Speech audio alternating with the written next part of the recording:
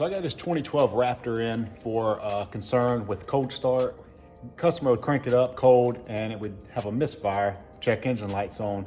So let's jump in. I've already done kind of an overlook on this vehicle and figured out the problem, but I'm gonna show you what I did to figure it out.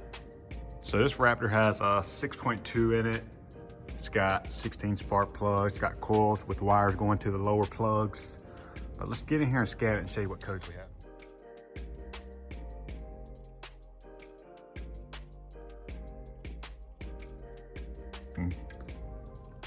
So basically that coil was firing out the side of it, and there's like a little pinhole inside the coil and I was gonna try to put new boots on it, but the actual, I'll show you in a second, but the actual coil, all of them are just, they're like inside of them are burnt.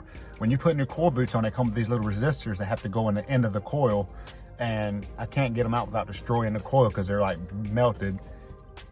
So basically what's happening is the knock sensor is always putting out a voltage signal to the computer, which is like predetermined. It knows how much it needs to be. If there's any excessive voltage indicated caused by a knock, then the computer knows to retard the timing and stuff like that.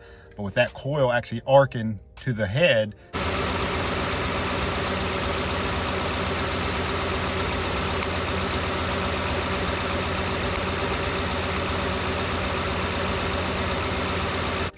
the computer's picking that up as knock because it's voltage going through the ground. Because pretty much the knock sensor is a one wire, and with that coil hitting the ground system, it's like feeding through the knock sensors. That's why it's throwing that code.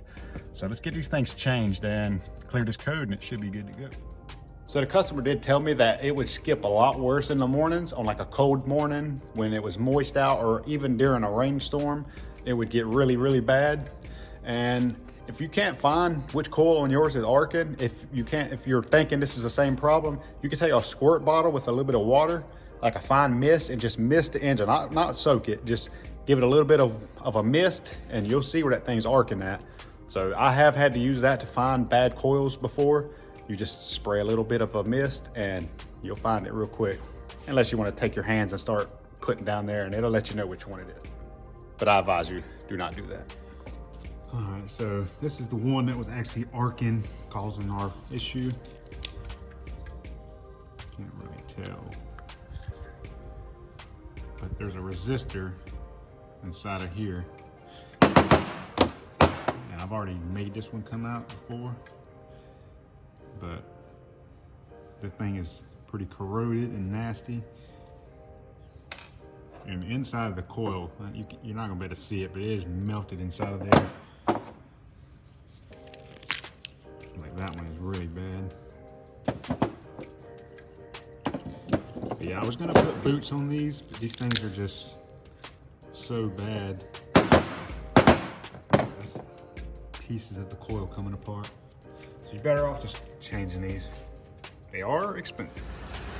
So the customer did tell me also that if he drove the vehicle for a while without any kind of a mist, the code would cut itself off. So I'm gonna go put some miles on it and we should be good to go. But I will confirm at the end of the video if it's good or not. All right, so I've been driving this Raptor for about 3 days now. I'll probably put about 180 miles on it. I wanted to make 100% sure that it was good to go. And lights not on anymore, truck's running perfect.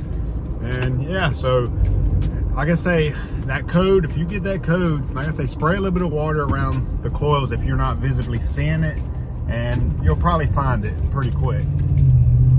Well, that's gonna be it for this one. I appreciate you watching. If this video gave you any kind of help, hit the like button. Appreciate you.